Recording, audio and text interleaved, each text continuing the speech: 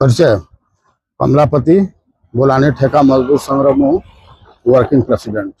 आज जो cell gate apply को धारणा देखते कौन कर और पूरी फैमिली एठी जो कॉन्ट्रैक्टर स्टाफ माने तांकर कॉन्ट्रैक्टर द्वारा शोषण होउची। कॉन्ट्रैक्टर माने विभिन्न प्रकार रो दादागिरी करूछंती। जेमती एफ एरिया रो कॉन्ट्रैक्टर डीजल तार पाखरे नाही, नो वर्क नो पे, तो तार दाई स्टाफ माने ये नो वर्क नो पे करी कि बंद कर देछि काम।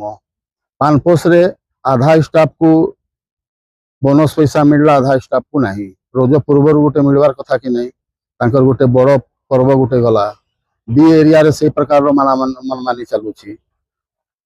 जहाँ को जे पसंद करूची ताकू पेमेंट से हिसाब रे देउची, पेमेंट रो समानता नहीं। से दादागिरी विरुद्ध आम स्ट्राइक करूँ। विभिन्न प्रकार पॉइंट अच्छी से कही पारि नहीं। मु मैनेजमेंट को से कथा गुड़ा कहबी। मैनेजमेंट आम सांगे कथा हेबो तो इना मत इनफॉरमेशन आसी कि मैनेजमेंट कथा हेबा पई इंटरेस्टेड। से मैनेजमेंट पाखरे से तांकर पाखरे मु सब कहबी कथा गुड़ा पॉइंट अच्छी आमर पाखरे